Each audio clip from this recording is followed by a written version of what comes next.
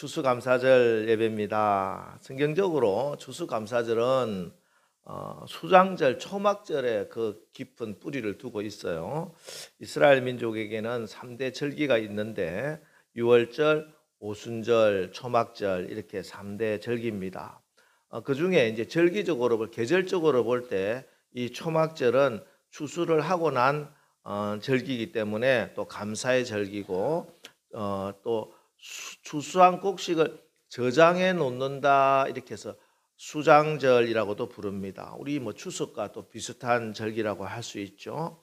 그런데 이스라엘은 이 수장절에 집에서 송편을 빚고 고기 굽고 맛있는 거 먹고 이런 게 아니라 오히려 종려나무 가지나 버드나무 가지를 가지고 밖에 야외에 이렇게 초막을 지었어요. 초막을 짓고 그곳에서 7일 동안 온 가족이 같이 지냅니다. 요즘 캠핑 가고 이런 거하고는 차원이 완전히 다른 겁니다. 굉장히 열악한 상황 가운데 광야의 삶을 경험하게 되는 것이죠. 왜냐하면은 그들이 출애굽을 하고 가나안 땅에 지금 들어와서 잘 살고 있는데 그 가나안 땅 들어오기까지 40년 동안 장막 텐트를 치고 광야 생활을 했던 것을 기억하기 위함이다. 왜 그러면 기억을 해야 되느냐? 우리나라도 보면은 6.25가 되면은 보리 주먹밥 이런 거 만들어서 막 경험하게 하잖아요. 우리 아이들 가서. 그게 왜 그러느냐 하면 추억의 행사가 아니라 6.25가 아름다운 추억이 아니잖아요. 그 시간을 경험해 보지 못한 우리의 후손들이, 전쟁을 알지 못하는 후손들이 거기서 뭔가를 깨달으라고 우리가 그런 체험 행사를 하는 겁니다. 같은 의미인 것 같아요. 광야 40년 그 기간 동안 광야를 경험해 보지 못한 사람들이잖아요. 다들 지금은. 그런데 그 광야 40년 동안 깨달아야 할 것이 있다는 것이에요. 너무너무 중요하기 때문이에요. 하나님이 1년에 한 번은 이 광야를 반드시 기억해야 너희들의 인생이, 삶이, 너희 나라가 올바르게 세워질 수 있다. 이렇게 말씀하는 겁니다. 출애굽한 이스라엘 백성들 가나안 땅 들어가기 위해서 그 여정을 쭉 기록한 말씀이 민수기 말씀이에요. 그 민수기 말씀을 보면은 갈렙하고 여호수아를 제외하고는 출애굽을 했던, 처음에 하나님의 약속을 받았던 출애굽 1세들은 한 명도 가나안 땅에 들어가지 못했어요. 왜 그랬을까? 어쩌다가 그들은 하나님이 약속해 주셨음에도 불구하고 하나님이 주신 그 약속을 내 것으로 만들지 못하고 그 약속의 땅, 축복의 땅에 들어가지 못했을까? 자, 민수기 11장부터 25장까지 보면은 이스라엘의 그 광야의 죄가 9가지가 나오고 있어요. 그런데 그 출발점은 다 똑같습니다. 그 죄를 짓게 되는 여러 가지 모습이 있지만 그 죄를 짓기 시작하는 그 출발점, 원인은 한 가지예요. 뭐냐 하면은 입에서 불평했다. 입에서 원망했다는 거예요. 이게 출발점이 되어서 그 다음에 여러 가지 죄악에 우상숭배도 하고 음란의 죄도 짓고. 근데 그 출발점이 바로 그 마음의 중심에 원망이 가득 차고 불평이 가득 차서 그것이 입으로 선포되어 버렸기 때문에 그때부터 그들의 삶의 죄악의 길로 들어서게 되더라 하는 것입니다.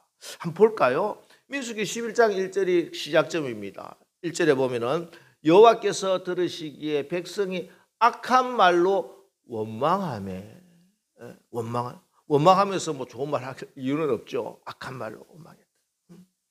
그렇게 시작합니다. 그리고 나서 고기가 없다, 생선과 오이와 참외와 부추와 파마늘이 없다고. 반찬 투정하면 안 돼. 이게 이스라엘 백성들 이 반찬 투정하는 이런 것도 큰 죄. 여기서부터 원망이 생기고 불평이 생기고 죄로 빠지고 있다는 겁니다. 그리고 그 유명한 가데스 바네아, 이스라엘이 결정적으로 가나안 땅에 들어가지 못하고 40년 광야 생활을 하게 되는 그 결정적인 이유, 가데스 바네아의 죄가 뭐냐? 민수기 13장 32절 말씀 봅니다. 이스라엘 자손 앞에서 그 정탐한 땅, 이 정탐한 땅이 뭡니까? 가나안 땅이에요. 약속의 땅이에요. 처음에 그들이 말하기를 정말 하나님이 약속한 젖과 꿀이 흐르는 땅입니다. 이렇게 이야기해놓고 그 땅을 뭐라고 하냐면 악평하여 이르되, 악한 말로 불평했다. 아니, 예수님이 나를 구원해 주시고 천국 백성 되었다는 것을 악평하더라는 거예요. 하나님 나라를 보여주심에도 악평하더라는 거예요. 그래서 하나님 이 상태로는 도저히 너 가나안 땅에 들어가면 안 되겠다. 훈련시키기 시작하는 거예요. 그게 광야입니다. 그러나 그 이후에도 끊임없이 고라 자손이 모세에게 불평하다가 땅이 갈라져서 죽게 되고, 무리바에서는 물이 없다고 또 불평하고, 이렇게 원망 불평하다가 광야에서 다 죽게 된 것입니다. 이런 역사를 가지고 있는 이들이 초막에서 잠을 자면서 무슨 생각을 했을까요? 생각이 있으면은, 그래, 우리 조상들 광야에서 불평하다가 감사하지 못하다가 광야를 통과하지 못했지. 내 인생은 절대 불평하지 말아야 되겠다. 내 인생은 절대 감사하리라. 이걸 결단하는 거예요. 1년에 한 번이라도 결단하고. 이게 추수감사절이에요. 추수감사절은 내 살아왔던 올 한 해 감사하는 것도 있고, 또 하나 내가 앞으로 감사하며 살리라 믿음의 결단을 하는 게 추수감사절이에요. 여러분, 광야, 우리 인생이 광야잖아요. 광야 객관적으로 솔직히 보면 모든 것이 모자라죠. 광야는 모자라는 곳입니다. 그래서 우리가 불평을 하려고 딱 마음 먹고 작정하면은 불평할 것밖에 없어. 광야인데 당연히 얼마나 불평할 게 많아요. 하지만 또 알고 보면은 광야는 아무것도 없는 상황 가운데서도 하나님이 지키시고, 하나님이 하늘에서 만나를 내려주시고, 하나님이 반석에서 물을 터뜨려 주시고, 하나님이 낮에는 구름 기둥으로 밤에는 불 기둥으로 인도해 주시는 것이고, 하나님의 모든 도적과 하나님의 모든 악한 짐승으로부터 보호해 주시는 것, 이게 광야예요. 때문에 우리가 생각을 잘 해보면은 감사가 가장 많이 넘치는 곳이 어디야 되느냐? 광야라는 거예요. 광야. 어떤 사람이 산에서 조난을 당했습니다. 아우, 다행스럽게 핸드폰이 터졌어. 119 전화가, 내가 지금 산에서 이렇게 넘어져가지고 떨어져가지고 지금 꼼짝 못합니다. 119에서 막 위치 추적해가지고 헬기까지 동원해가지고 와서 구해줬어요. 헬기를 타고 이 사람이 어떻게 소방대원이 이렇게 늦게 왔냐고 막 소방대원을 나무라고 막 욕설을 퍼붓답니다. 반면에 매튜 헨리라고 하는 분이 도둑을 맞았어요. 집에 도둑. 근데 이분의 입에서는 이렇게 고백합니다. 내가 도둑을 맞았지만 아직 남은 것이 있다. 물건은 도둑 맞았지만 내 영혼은 도둑 맞지 않았다. 내가 도둑질하는 도둑놈이 아니라 도둑 당한 거 감사하다. 네, 그렇습니다. 어떤 상황 가운데서도 내가 원망 불평하려고 하면 불평할 수 있고요. 어떤 상황 가운데서도 내가 감사하려고 하면 감사할 수 있는 게 감사합니다. 그래서 감사라고 하는 것은 내가 무엇을 감사할까? 이런 게 아니라 어떻게 감사할까? 이게 감사예요. 그래서 감사, 그래도 감사, 그러니 감사, 그러므로 감사, 아멘 할 때까지 감사, 그러므로 감사, 그리 아니할지라도 감사. 이게 감사한 거예요. 그래서 감사도 생각을 해야 돼. 내가 어떻게 하면 감사할 수 있을까? think, 생각하면은 모든 것이 온통 thank, 감사할 일이 넘치게 되는 것입니다. 그래서 이 특이한 것이 이 감사라고 하는 것은 감사하면 할수록 더 감사가 나오는 게 감사예요. 제가 그전에도 한번 말씀드렸는데 제가 이제 초등학교 때 진해라고 하는 도시에서 살았어요. 진해 여자동에 그 진해 성결교회 몇 년 전에 저희 아버님이랑 저희 동생이랑 같이 진해 방문해서 그 집에 가봤는데 지금은 이제 여자동 진해 성결교회가 엄청 크게 건물을 지어가지고 옆에 저희 살던 집을 이제 다 그 매입을 해가지고 주차장으로 쓰고 있더라고요. 그 담벼락을 같이 쓰고 있던 집이에요. 근데 그때 제가 어릴 때는 처음에는 수도가 안 들어와가지고 우물을 이렇게 해서 저희 아버님이 1년에 한 번 그 우물 청소도 하고 그런 걸 기억하는데 희한한 게 이 우물이 그 여름에 이 바가지로 물을 퍼는데 아무리 퍼도 물이 끓이지 우물이 조그마거든요. 우물에 가지고 물 퍼가지고 빨래하고 물 퍼가지고 밥하고 물 퍼가지고 등목하고 그래도 그 여름에 물을 아무리 퍼도 물이 안 끊어지는 거야. 그 깨끗한 물이 어디서 그렇게 퐁퐁퐁퐁 솟아나는지 참 신기하더라고요. 감사가 이런 것 같습니다. 내 인생의 우물에서 내가 믿음의 줄을 붙들고 감사를 하면은 감사할 것이 나오고 말씀의 줄을 붙들고 감사하면은 또 감사할 것이 나오고 또 감사하면 감사할 게 또 나오고 감사하면 감사할 것이 끊임없이 나오는 것이 감사의 원리더라는 것이에요.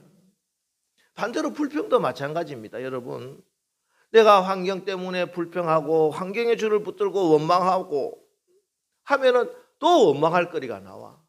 내 상처의 줄을 붙들고 불평을 막 퍼올리면요 불평할 것은 끊임없이 또 나오더라는 겁니다. 여러분, 우리 인생의 우물에서 여러분 감사를 퍼올리시는 복된 자들 되시기를 주의 이름으로 축원합니다. 성경에 보면은 많은 믿음의 사람들 중에 특별히 그 인생의 우물에서 가장 많은 감사를 퍼올린 사람을 꼽으라면 당연히 다윗이에요. 다윗. 예, 다윗의 인생 환경은요 진짜 광야였습니다. 그죠? 어릴 때부터 사울 왕이 될 때까지, 아니 왕이 되고 나서 말년에까지 끊임없는 광야 생활을 해야 했고 또한 그 인생을 보더라도 광야 같은 인생이었어요. 사실 다윗은요 어린 시절부터 굉장히 상처를 많이 받은 사람이에요. 8아들 중에 막내로 태어났잖아요. 막내 보통 얼마나 귀엽습니까? 그죠? 무조건 귀엽고 예쁘고. 저도 저희 우리 막내 동생 일산의 그 김 목사가 어릴 때 보면은 아우 세상에서 그렇게 예쁜 아기가 없어. 한 4살 차이 나는데 너무너무 귀여운 게 막내잖아요. 동생이 너무 좋아. 그런데 그 집안에서 8째 아들로 태어났음에도 불구하고 아버지 사랑, 형제 사랑을 전혀 받지 못하고 자랐어요. 게다가 성경에 보면 다윗의 외모가 나오는데요. 사무엘상 17장 42절에 그 블레셋 사람이 둘러보다가 다윗을 보고 업신여기니 이는 그가 젊고 붉고 용모가 아름다움이라. 피부도 좋고 아름다웠다는 거예요. 굉장히 귀여웠다는 거예요. 예뻤다는 거예요. 꽃미남이라는 거예요. 얼마나 귀엽게 기원받을 조건이 됩니까? 그런데 성경에 보면요 가족들이 다윗에게 그런 사랑을 전혀 베풀지 않아요. 사무엘이 이새의 집, 다윗의 아버지 집이죠. 가서 이 집에서 왕이 나올 것이 내가 기름 부으라고 하나님 말씀하셨다 찾아왔어요. 그래서 아들들이 줄을 서가지고 몸을 성결해야 하고 기다리고 있습니다. 근데 7 아들이 다 지나가도록 하나님께서 내가 택하지 않았다 이렇게 말씀을 합니다. 이때 사무엘이 묻습니다. 네 아들이 다 여기 있느냐? 그러니까 이때 이새의 대답이 사무엘상 16장 11절에 아직 막내가 남았는데 그는 양을 지키나이다. 지금 저 광야에 나가가지고 벌판에 나가가지고 양 치고 있는 아들 하나가 있다. 근데 걔는 볼 게 없어요. 보나 마나요. 이런 말이에요. 아니 이새가 어떻게 알아 자기가. 그럼에도 불구하고 이 자식은 혹시 사무엘이 이 집에 다윗이 있는가 부끄러웠다는 거예요. 무슨 말이죠? 무슨 지금 분위기인지 아세요? 그죠? 단지 자격이 있다 없다가 아니라 혹시 우리 집에 다윗이 있다고 다윗 같은 자식이 하나 있다는 게 사무엘 선지자가 아는 게 부끄러워서 몰래 숨겨놓은 아들이에요. 누구도 모르게. 수치스러운 아들. 아니 그럴 이유가 하나도 없는데 왜 그럴까? 성경학자들은 고민이 굉장히 많습니다. 그래서 이것저것 연구하다가 야, 이 아들이 다윗이 어떤 어머니가 혹시 다르게 태어났나? 아니 그 정도는 뭐 충분히 구약에는 많이 있잖아요. 근데 그렇지도 않다. 그래서 다윗이 아마 절대 바뀔 수 없는 큰 죄의 결과로 태어난 아들인가 보다 이렇게 많이 생각하고 있어요. 사실 실제로 사무엘 상하 역대기 뭐 다윗의 이야기가 제일 많잖아요. 성경에. 그 이야기 중에 어머니에 대한 얘기가 하나도 안 나와요. 보통은 다 어머니 이야기가 나와요. 다 성군일수록 다, 그죠? 근데 다윗의 어머니 이야기가 한 번도 안 나옵니다. 아니 딱 한 군데 나오는 게 있어요. 시편 51편 5절. 내가 죄악 중에서 출생하였으며 어머니가 죄중에서 나를 잉태하였나이다. 이걸 보고 학자들은 그렇게 생각해요. 그 어머니가 너무너무 큰 죄인이고 다윗이 태어난 것 자체가 너무 큰 죄의 열매라 이렇게 생각을 하고 있었다는 거예요. 그런데 다윗이 그렇게 태어나고 싶었어요? 며칠 전에 그 김유비 목사님인가 말씀했잖아. 내가 그 집에 태어난 게 내가 선택한 거야. 그런데 태어나고 보니까 아버지, 형제들로부터 너 같은 자식이, 너 같은 형제가 우리 집에 있는 게 부끄럽다. 너는 보이지도 마라. 양떼나 치라. 그렇게 엄청난 결핍과 상처를 받고 자라고 있었습니다. 오늘 본문의 말씀도 마찬가지예요. 블레셋과 전쟁을 하게 되었습니다. 이스라엘이 다윗이 형 엘리압과 아비나답 삼마가 그 전쟁에 참여를 했는데 그때 아버지가 심부름을 보냅니다. 도시락 싸가지고 형한테 갖다 줘라. 그때 하는 말을 잘 보세요. 사무엘상 17장 17절 18절. 이새가 그의 아들 다윗에게 이르되 지금 내 형들을 위하여 이 볶은 곡식 한 에바와 이 떡 10덩어리를 가지고 진영으로 속히 가서 내 형들에게 주고 이 치즈 10덩어리를 가져다가 그의 천부장에게 주고 내 형들의 안부를 살피고 뭘 하라? 증표를 가지고 오라. 영수증 떼와라는 거예요. 영수증 떼와라. 이게 자식에게 할 이야기예요. 도대체 심부름 시키면서 이거는 종들한테도 하면 안 되는 말이에요. 자녀들에게 슈퍼에서 무 한 모 사와. 무 요즘 1,000원인데 너 1,500원이라 하면 안 돼. 영수증 꼭 떼와. 이랬다는 거야.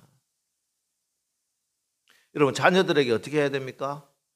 우리 전한길 강사님 강의 때 처음 이야기한 거. 나는 너를 사랑한다. 나는 너를 믿는다. 나는 네가 자랑스럽다. 우리가 자녀들에게 해야 될 말이에요. 이래야 애가 바르게 자란다. 혹시 잘못됐다가도 돌아온다는 거예요. 그런데 매사에 부모가 이렇게 자식을 의심하고 자식을 갖다가 막 추궁하고 이러면은 이 마음의 상처가 이게 상상을 초월할 겁니다.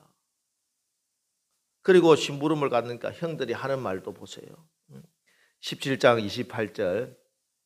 큰형 엘리압이 다윗이 사람들에게 하는 말을 들은지라 그가 다윗에게 노를 바라여 이르되 네가 어찌하여 이리로 내려왔느냐 들에 있는 양들을 누구에게 맡겼느냐 나는 내 교만과 내 마음의 완악함을 아노니 네가 전쟁을 구경하러 왔도다. 야, 이거 진짜 이게 말이 안 되잖아요. 우리가 상식적으로 생각해도 아니 자기 먹을 도시락 가지고 왔는데 여기다가 대고 이 교만한 놈아 완악한 놈아 너 같은 놈이 왜 왔느냐 뭐 양떼는 어떻게 했느냐 얼마나 상처가 컸겠습니까? 심리학적으로 다윗은 결핍 덩어리일 수밖에 없습니다. 그런데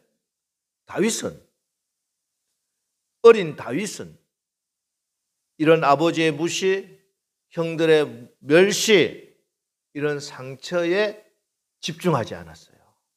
상처가 없는 게 아닙니다. 왜 없겠어요? 결핍이 없는 게 아닙니다. 왜 없겠어요? 그러나 이거를 붙들지 않았다는 거예요. 집중하지 않았다는 거예요. 아버지의 그 무시에 줄을 붙들고 원망하지 않았고, 형들이 주는 그 상처의 줄을 붙들고 불평하지 않았어요.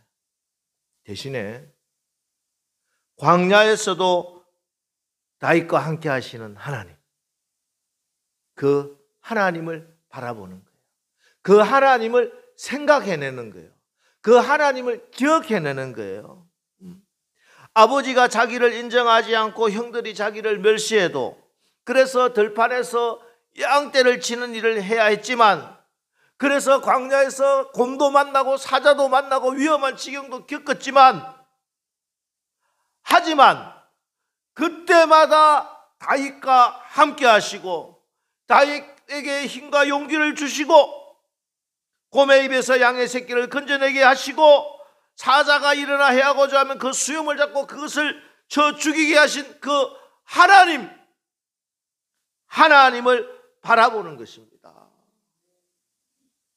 그래서 오늘 골리앗 앞에서도 골리앗의 덩치를 보고 주눅들지 않았고, 골리앗이 하는 그 저주의 말에 상처받지 않는 거예요. 대신에 내가 어릴 때부터 다녀왔던 고난과 어려움과 멸시와 상처 가운데서도 나를 한 번도 떠나지 아니하시고 나와 함께 하시는 그 하나님을 기억해내는 것이, 그 하나님을 끄집어내는 거예요. 그 하나님을 건져 올리는 거예요. 내 인생의 우물에서. 이게 다윗의 승리의 비결입니다. 그래서 큰 골리앗 앞에서 다윗은, 와, 골리앗의 키가 얼마고 그가 가지고 있는 칼과 창이 얼마고 이런 거는 눈에 들어오지도 않아. 뭐라고 고백합니까? 36절. 주의 종이 사자와 곰도 쳤은즉 살아계시는 하나님의 군대를 모욕한 이 할례받지 않는 블레셋 사람이니까 그가 그의 짐승의 하나와 같이 되리이다. 골리앗 앞에서, 그래, 내가 광야에서, 여러분, 광야에서 들짐승 만나고 곰 만나고 사자 만난 거 좋은 일 아니잖아요. 근데 그 가운데 하나님이 함께 하셨던 걸 기억해내는 거예요. 이게 그의 다윗의 힘인 거예요. 능력인 거예요. 그리고 다 같이 우리 17장 45절 우리 믿음으로 우리도 고백하겠습니다. 시작. 다윗이 블레셋 사람에게 이르되 너는 칼과 창과 단창으로 내게 나오거니와 나는 만군의 여호와의 이름 곧 내가 모욕하는 이스라엘 군대 하나님의 이름으로 내게 나아가노라. 아멘. 하나님을 기억하는 거예요. 하나님을 붙드는 거예요. 그리고 마침내 다 같이 50절 51절 시작. 다윗이 이같이 물매와 돌로 블레셋 사람을 이기고 그를 쳐 죽였으나 자기 손에는 칼이 없었더라. 다윗이 달려가서 블레셋 사람을 밟고 그의 칼을 그 칼집에서 빼내어 그 칼로 그를 죽이고 그의 머리를 베니 블레셋 사람들이 자기 용사의 죽음을 보고 도망하는지라. 할렐루야. 승리하게 하시는 거예요. 네?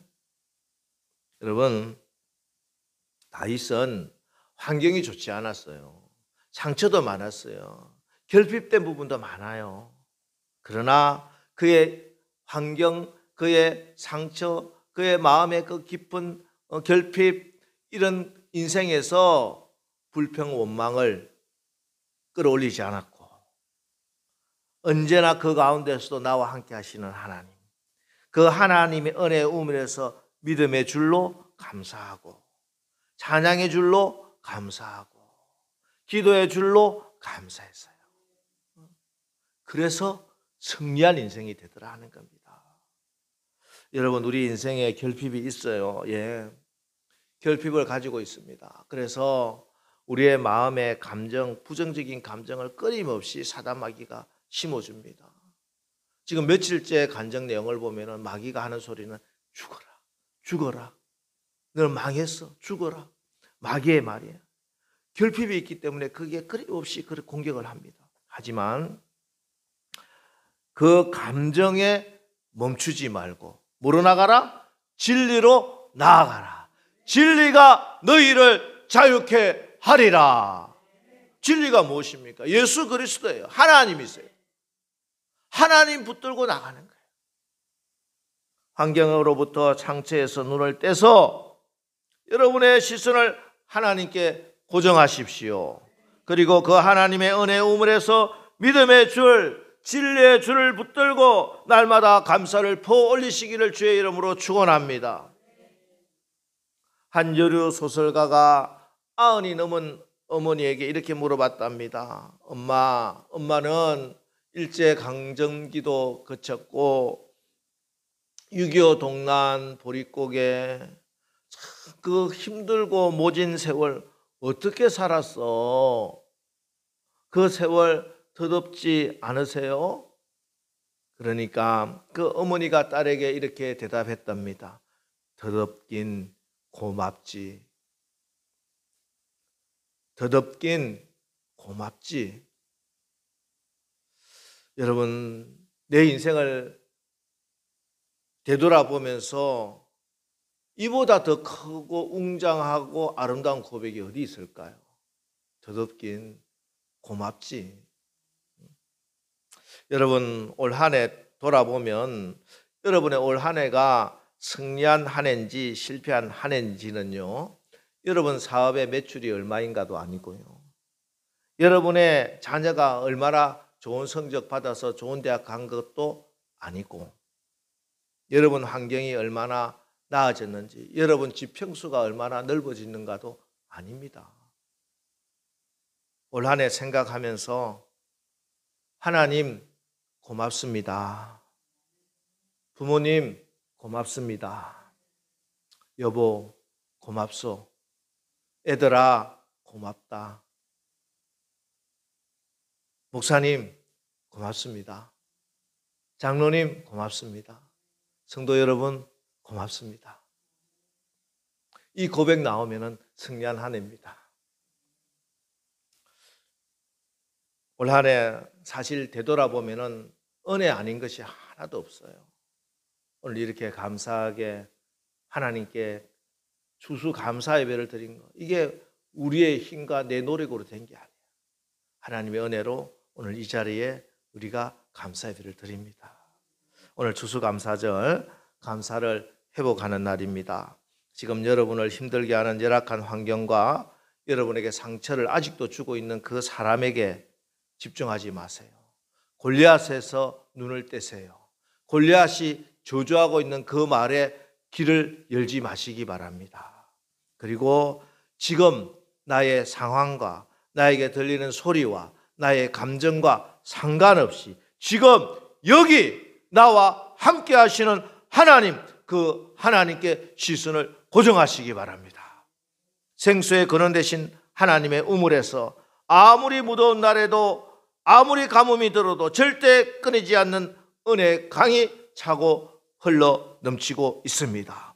그 은혜 우물의 믿음의 줄로 감사를 퍼올려서 매일매일 날마다 차고 넘치는 은혜로 사시기를 축원합니다. 그래서 매일매일 하루를 마치며 고맙습니다. 한 달 마치며 하나님 고맙습니다. 그리고 우리 인생을 마치는 그날에도 더덥긴 고맙지, 이런 멋진 고백을 여러분 스스로 고백하게 되고 여러분 자녀들에게, 손주들에게 이런 고백으로 자녀들을 축복하며 사시기를 주님의 이름으로 축원합니다.